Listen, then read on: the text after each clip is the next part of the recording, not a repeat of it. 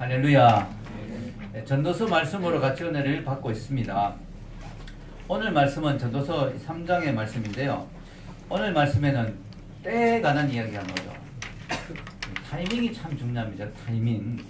우리가 언뜻 보기에는 이 세상의 천하 만사가 다 정체되어 있는 것 같고 아무 의미 없이 그냥 반복하고 돌아가는 것 같이 느껴져도 오늘 성경에 보면 하나님이 주관하시고 하나님의 때에 따라 하나님의 시간표에 맞게 움직이고 있다는 사실을 오늘 성경은 말하고 있습니다. 여기 1절에 보면요, 범사에 기한이 있고 천하만사가 다 때가 있나니. 오늘 여기 보면 여러 가지 때가 많이 나오는데요, 이 모든 것이 다 하나님의 때가 있다. 날 때가 있으면 죽을 때가 있다. 이 나고 죽는 것도 내 마음대로 하는 게 아니죠.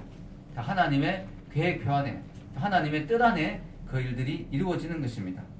심을 때가 있고 심은 것을 뽑을 때도 있습니다. 이스라엘 백성을 하나님이 가나안에 심으셨죠.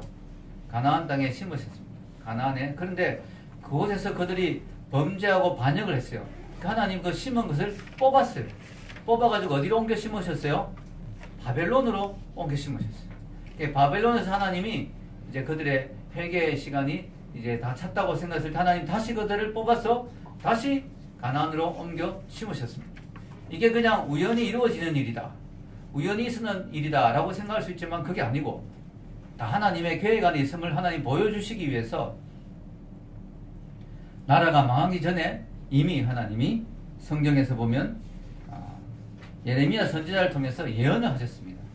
우리 예레미야 25장 10절에서 11절 우리 주보에 같이 한번 읽어볼까요? 내가 그들 중에서 기뻐하는 소리와 즐거워하는 소리와 시장의 소리와 신부의 소리와 맷돌 소리와 등불빛이 끊어지게 하리니 이 모든 땅이 폐허가 되어 놀랄 일이 될 것이며 이 민족들은 70년 동안 바벨론의 왕을 섬기리라. 이렇게 되어 있습니다. 70년 동안 그 일들이 있을 것이다. 정확히 70년이 되었을 때 그 왕이 바벨론이 망하고 페르시아가 이제 패권국이 되었어. 그 왕이 마음이 감동이 되어서 보내주었죠. 그 왕 이름이 뭘까요? 고레스를 아는 사람은 성경의 파노라마를 열심히 들은 사람이다. 우리 고레스 왕이 그들을 다시 돌아가게 해주었습니다. 이 일들이 하나님의 뜻 안에 있다는 사실을 우리는 미리 그 날짜까지 다 예언되어 있다는 것을 보면 알 수가 있습니다. 이걸 보면 이런 때들이 우리 인생에서 여러 가지 안을 때가 있고 않는 것을 멀리할 때가 있고 사랑할 때가 있고 미워할 때가, 이런 때들이 하나님의 뜻 안에 있는 것을 우리가 알 수가 있습니다. 여기 보면요, 이 때가 몇 개 나오느냐? 28가지가 나옵니다. 28가지 때들이 나오는데요, 놀라운 것은요, 그 중에 긍정적인 것이 14가지고 부정적인 것이 13가지입니다. 이 말은 뭘까요? 되게 숫자가 비슷하죠. 부정적인 것 숫자와 긍정적인 숫자가 비슷합니다. 그 말은 인생에 좋은 때와 나쁜 때가 비슷하게 섞여 있다는 거예요. 그래서 우리가 인생을 살면서 좋은 때가 온다고 너무 뭐 좋아하고 너무 뭐 이렇게 잘난 체하고 이렇게 해도 안 됩니다. 왜냐하면 우리 인생에는 또 나쁜 때도 있기 때문에, 동시에 우리 나쁜 때가 온다고 하면 너무 절망하고 너무 낙심해도 안 되죠. 왜냐하면 또 좋은 때가 올 수 있기 때문에. 아멘. 그래서 우리 인생에는 이런 좋은 때와 나쁜 때가 적당히 섞여서 이렇게 돌아갑니다. 왜냐하면 우리 인생의 모든 것들을 하나님이 주관하고 계시기 때문이죠. 그래서 여러분 인생에서 정말 힘들 때가 있을 수 있어요. 정말 죽고 싶다. 그래서 여러분 그럴 때 죽으면 안 돼요. 그럴 때 극단적인 선택을 하면 안 돼요. 왜냐? 그 시간을 잘 이기고 견디고 믿음으로 기도하고 하나님의 은혜를 구하고 때를 구하면 또 반드시 뭐예요? 좋은 때가 다시 올 것이기 때문에. 아멘? 여러분 케네디, 유명한 강철왕 케네디가 참 좋아하는 그림이 있었다고 합니다. 케네디는 대단한 부자죠. 강철왕. 그런데 젊을 때는 돈이 없어가지고 힘들게 살았어요.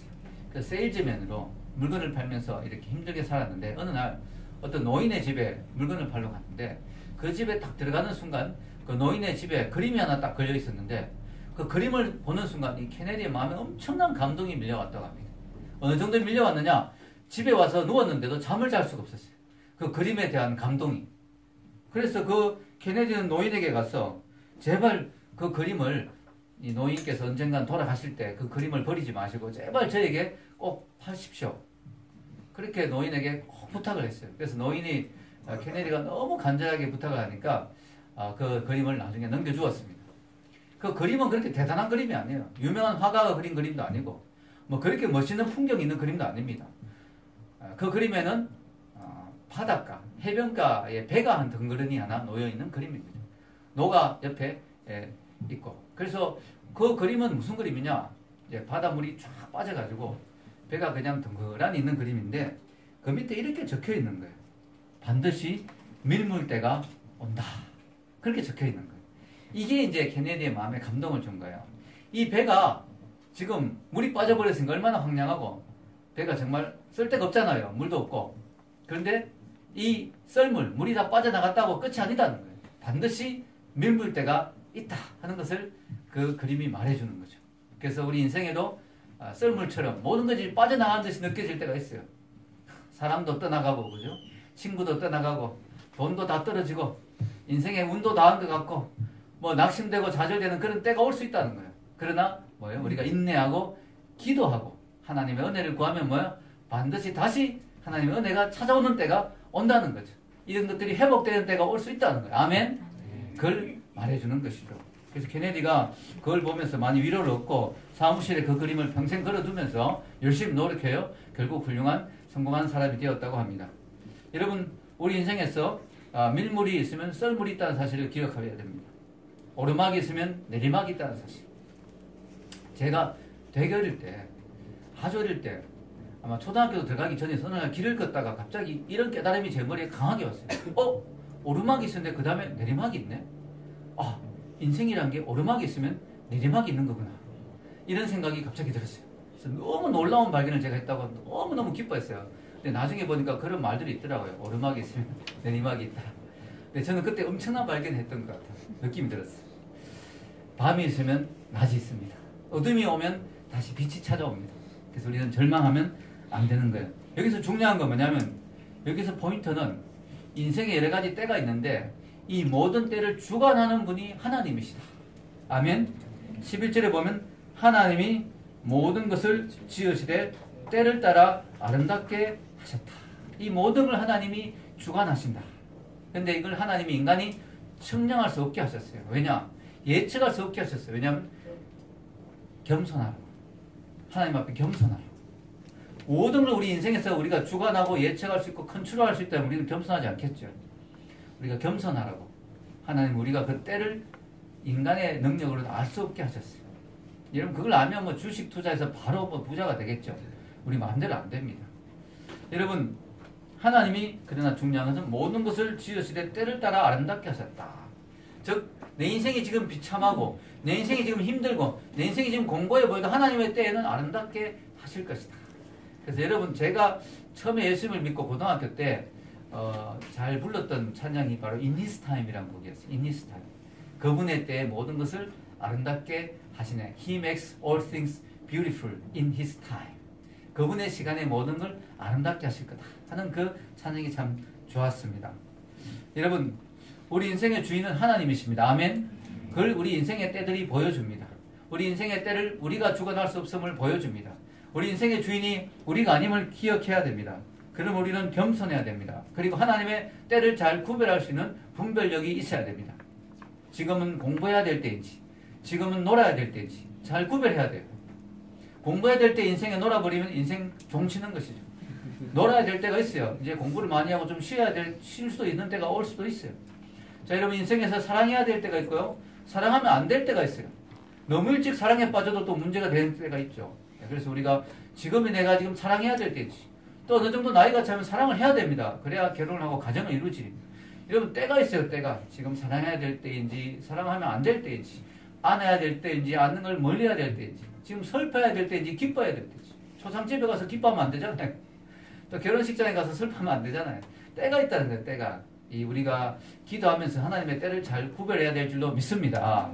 때를 분별하는 것이 지혜예요. 지혜. 여러분, 이 전도서는 지혜서잖아요. 지혜서. 우리가 그게 지혜라는 거예요. 그리고 하나님의 때를 구별할 수 있는 것도 지혜죠. 그리고 뭐예요? 하나님의 때를 기다리며 준비하는 것도 지혜죠. 왜냐? 하나님이 때를 딱 주시잖아요. 이 사람이다 싶을 때는 뭐예요? 놓치면 안 되는 거죠. 저처럼. 할렐루야. 때를 딱 기다려야 되는 거죠. 때를. 자, 이 사람이다 싶을 때 딱 잡을 수 있는 준비가 돼 있어야 되죠. 여러분 때를 기다려요. 사람이 때를 기다리고 때를 준비해야 돼요. 이런 게 다 지혜죠. 여러분 우리가 준비되어 있으면 뭐예요? 취업의 기회도 딱 잡을 수가 있는 거죠. 사람도 딱 잡을 수가 있는 거죠. 여러분 우리가 때를 준비하는 것이 바로 지혜라는 거죠. 그래서 여러분 오늘 성경은요. 인간의 인생에서 때를 이야기하다가 갑자기 영원을 이야기합니다. 영원을. 아 너무 놀랍죠? 뭔가 이 시끌벅적한 세속의 사회에 살다가 갑자기 천국을 바라보는 느낌이 듭니다. 하나님이 왜 영원을 이야기할까요? 때가 중요하지만 인생에서 여러 가지 때가 오고 가고 중요하지만 그것만 보고 살지 말라는 거야. 그게 전부가 아니라는 거야. 아멘? 자 여러분 11절 읽겠습니다. 11절 하나님이 모든 것을 지으시되 때를 따라 아름답게 하셨고 또 사람들에게 영혼을 삼하는 마음을 주셨느니라. 그러나 하나님이 하시는 일의 시종을 사람으로 측량할 수 없게 하셨도다. 아멘. 이때 저때가 있는데요. 모든 사람은 때가 있다. 목욕탕 주인이 했다고 하던데 뭐 아니죠. 자 여러분 때가 있습니다. 모든 사람에게는. 그런데 그런 때가 아니고 타이밍이 있습니다. 그런데요. 중요한 건요. 뭐예요? 하나님이 그런 때를 겪는 과정에서 영원을 삼하는 마음을 주셨다. 여러분 왜냐? 우리 인생은 뭐예요? 이런 때가 있고 저런 때가 있지만 뭐예요? 그런 때들을 겪다 보면 언젠가 뭐가 찾아와요? 죽을 때가 오죠. 이 죽음의 때가 마지막 때죠. 더 이상 다른 거 없죠. 죽고 나면 뭐 슬픈 일도 없고 뭐 사랑할 일도 없고 뭐 죽음이 끝이죠. 그 죽음의 때가 오기 때문에 우리는 뭐예요? 이런 때만을 바라볼 게 아니라 뭐예요? 이런 타이밍 인간의 시간들만 볼 게 아니라 뭐예요? 영원을 볼 수 있어야 된다. 이터너티. 영원을 볼 수 있어야 된다. 자 여러분 전도서 3장 19절에 이런 말씀이 있습니다. 같이 읽어보겠습니다. 인생이 당하는 일을 짐승도 당하나니 그들이 당하는 일이 일반이라. 다 동일한 호흡이 있어서 짐승이 죽음같이 사람도 죽으니 사람이 짐승보다 뛰어남이 없으면 모든 것이 헛됨이로다. 아멘. 자 여러분 짐승이나 사람이나 똑같은 게 있어요. 그게 뭘까요? 죽는 건 다 똑같아요. 근데 만약에 사람이 죽는 걸로 끝난다면 뭐예요? 사람이나 짐승이나 뭐가 다르냐 이거죠. 뭐가 다르냐. 사람이 죽음으로 다 끝난다면 사람이나 짐승이냐 뭐가 다르냐 이거죠. 그게 오늘 성경이 말하는 거예요.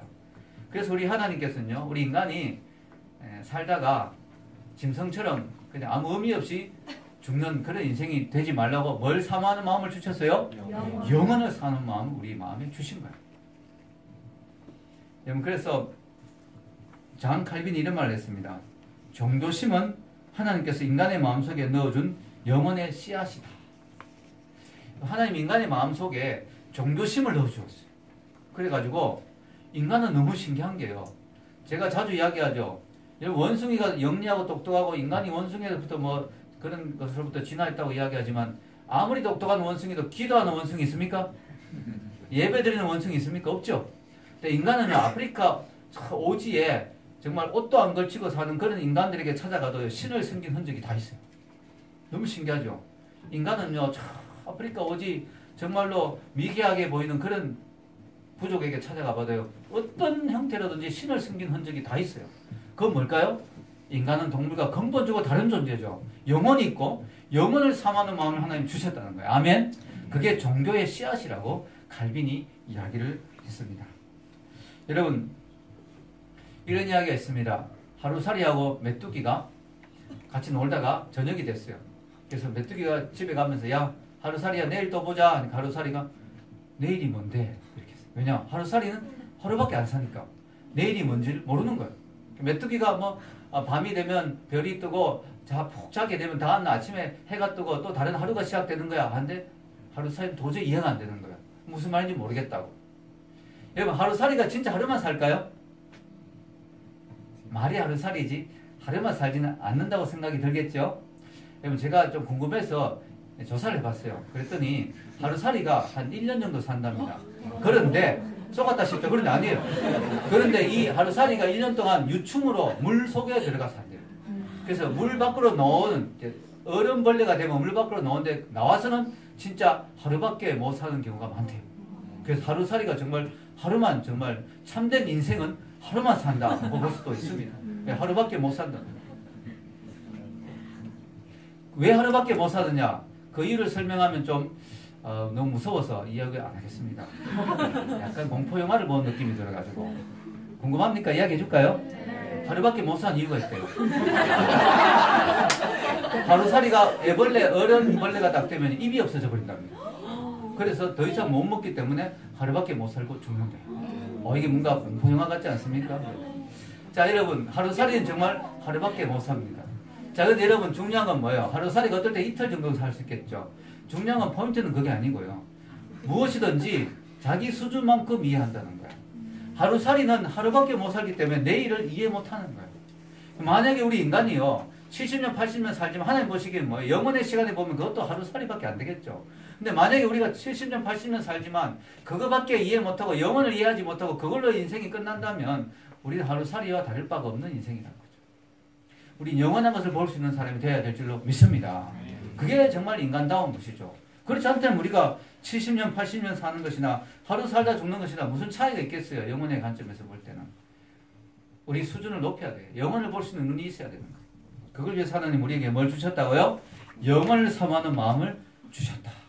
그래서 여러분, 그 영혼을 삼하는 마음, 우리에게 주신 그것을 잘 활용해야 돼요.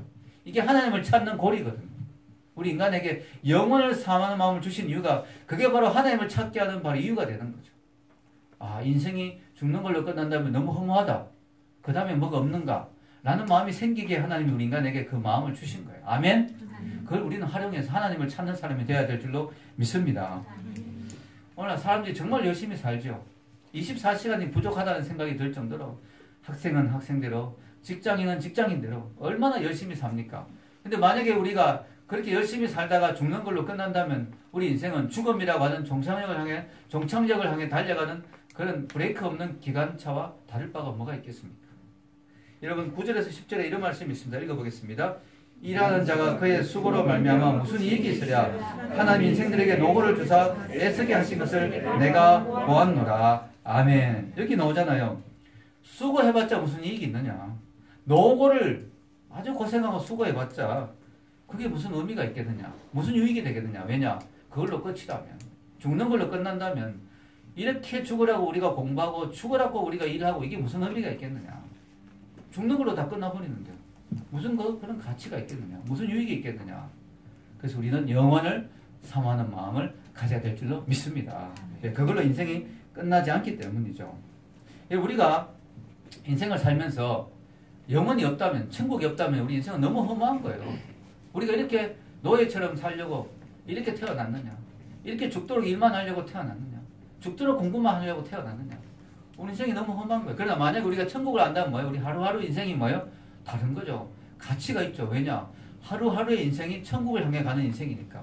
얼마나 의미가 있습니까? 또 하루하루 내가 노고하고 수고한 것들이 주님 앞에서 상급으로 주어진다고 생각할 때 뭐예요? 우리가 에베소서 하면서 공부했죠. 하늘에 상급이 있다고. 우리가 정말 힘들지만 열심히 정말 하나님 보듯이 예수님께 하듯이 우리가 열심히 일을 하면 그거에 대한 상급도 있다. 아멘? 직장에서 우리가 노예가 아닌 거예요. 우리가 상급이 있는 거예요. 우리가 영혼이 있다면 가치가 있는 거. 우리 인생이 전부. 가치를 새롭게 가질 수 있는 거예요. 그게 없다면 우리 인생은 너무나 허무한 인생이 되는 거예요. 우리가 시간에 대해서 인생의 시간 타이밍들이 있는데요. 타임이 있는데 여러분 시간에 대해서 우리 알아야 될 가장 중요한 원칙은 뭔지 아세요? 우리 이 땅에서의 모든 시간들은 영혼을 준비하는 시간이다. 아멘? 이 땅에서의 모든 시간은 영혼을 준비하는 시간이다. 그걸 우리가 꼭 알아야 됩니다. 이 땅의 삶이 전부가 아니에요. 우리의 다음에 오는 영혼의 시간이 정말 중요한 거죠. 마치 엄마 뱃속에 있는 지금 우리 지연자매 뱃속에 있는 아기가 이 뱃속에 있는 시간도 나름 귀하지만 더 정말 중요한 인생이 기다리고 있죠. 바깥에 인생이 기다리고 있잖아요. 이 뱃속에 있는 시간도 귀하지만 그러나 더 중요한 것은 바깥에 있는 이 시간들이죠. 그리고 이거보다 더 중요한 건 뭐예요? 그 다음에 있는 영원한 시간들이죠. 아멘? 그래서 여러분 지혜가 뭡니까? 지혜는 이 땅의 삶을 살면서 하나님의 타이밍, 때를 잘 구별하는 것도 지혜고 더 중요한 지혜는 뭐예요? 이 땅을 살면서 뭐예요? 영혼의 관점에서 자신의 현재의 삶을 다시 해석하는 그것이 지혜예요. 내가 그냥 하루하루 의미 없이 살지 말고 영혼의 관점에서 내가 지금 사는 삶이 어떤 의미가 있고 내가 영혼의 관점에서 하나님 나라에서 이 삶이 어떤 가치를 가질 것인가를 생각하며 가치 있게 사는 거예요. 그걸 생각하면 주를 위해서 헌신하고 수고하는 것도 아깝지 않잖아요. 그런 영혼의 관점에서 내 인생을 다시 해석하는 그것이 바로 지혜라는 것입니다. 우리 삶의 중심을 하나님께 두어야 인생이 허무하지 않을 줄로 믿습니다. 여러분 C.S. 루이스가 참 멋있는 말을 했어요. C.S. 루이스가. 나니아 연대기라는 거 아시죠? 이 나니아 연대기는요, 기독교 복음을 동화로 설명하려고 만든 그거는요, 정말 의미가 있는 그런 동화죠. 여러분 영화로도 나왔잖아요. 보시면 좋을 것 같아요. 그런데요, 나니아 연대기 마지막 장, 대단원의 막을 내리면서 마지막 장에 이런 말이 나옵니다. 너무 멋있는 말이에요. 너무 멋있어서 제가 적어 놓았어요. 우리 모두에게는 이것이 이야기의 끝이다. 하지만 그들에게 그것은 진정한 이야기의 시작일 뿐이었다. 이 땅에서 그들의 삶은 모두 표지와 제목에 불과했다. 이 땅에서의 그들의 삶은 모두 뭐예요? 표지와 제목에 불과했다. 이제 드디어 그들의 위대한 이야기의 제1장을 시작한다. 이 땅에서는 그 이야기를 읽은 자가 아무도 없다. 이 이야기는 계속될 것이고 새로 쓰이는 장이 그전 장보다 항상 나을 것이다. 너무 멋있죠? C.S. 루이스 정말 천재인 것 같아요. 야, 어떻게 이렇게 멋있는 말을. 이 땅에서 우리가 열심히 산다고 아둥바둥 살지만 이 땅의 삶은 영혼의 삶에 비하면 뭐예요? 이제 책의 표지와 겉장에 불과하다. 제목에 불과하다. 이제 앞으로 우리는 새로운 이야기가 쓰여진다. 이 땅에서 그 이야기를 하는 사람은 아무도 없다. 왜냐하면 천국을 경험해 본 사람은 아무도 없으니까. 그러나 중요한 것은 뭐예요? 그곳에서의 삶은 각 다음 장이 매 장보다 더 위대할 것이다. 하루하루가 더 위대한 인생이 될 것이다. 하루하루의 삶이 더 영원한 삶이 되며 그 영원한 삶이 하루하루가 더 감동이 되는 삶이 될 것이다 하는 것이죠. 여러분, 이게 남의 이야기가 아니고 우리에게 지금 이 날, 이 엄청난 기쁨의 시간들이 준비되어 있다는 거예요. 아멘. 얼마나 감사합니까, 여러분. 그래서 여러분, 이 땅에서 그냥 모든 걸 다 누리고 즐기려고 생각하지 마십시오. 이 땅의 삶은요, 천국의 삶의 맛보기에 불과해요. foretaste, 미리 맛보는 것에 불과합니다. 그래서 이 땅의 삶의 모든 인생의 가치를 두고 올인하지 마시고, 그것은 너무 어리석은 인생이에요. 천국의 가치를 위해서 올인한 여러분이 되시기를 축원합니다. 네. 결론을 내리겠습니다. 오늘 말씀에 저는 영혼을 사모하는 인생이라는 제목으로 말씀을 전했는데요. 이 땅에서 좋은 일들이 있기도 하고 안 좋은 일들이 있기도 하고요. 그런 일들이 시간의 흐름과 함께 반복되고 흘러갑니다. 그러나 중요한 것은요, 이 땅의 우리의 삶은 끝이 아니다. 영혼에 대한 소망을 품는 것이 중요하다. 여러분, 우리가 세상에 역사가는 두 가지가 있는데, 하나는 순환론적 역사가 있어요. 즉 윤회론처럼 이 세상의 모든 역사는 그저 의미 없이 돌고 돈다. 그래서 우리 기독교의 역사가는 뭐예요? 직선적인 역사가. 역사가 어느 시점에서 시작이 있었고 하나님이 태초에 천지를 창조하셨고, 역사는 직선적으로 흐르고 있고 마지막에 역사는 종말이 있다. 계속 윤회하고 돌고 도는 게 아니다. 순환하는 게 아니다. 역사는 대단원의 막을 내리고 영원한 역사의 끝이 있다 하는 것을 우리는 믿는 것이죠. 그리고 우리 기독교에는요, 그런 역사관을 가지고 있는데, 직선적인 역사관을, 거기에 더 나가서 뭐예요? 우리는 구속사적 역사관을 가지고 있습니다. 여러분, 구속사적 역사관이 뭐냐면 이 땅에 일어나는 모든 사건들, 내 인생에 일어나는 모든 일들이 하나님이 하나님의 백성들을 구원하는 그 과정이라는 거예요. 그 역사가.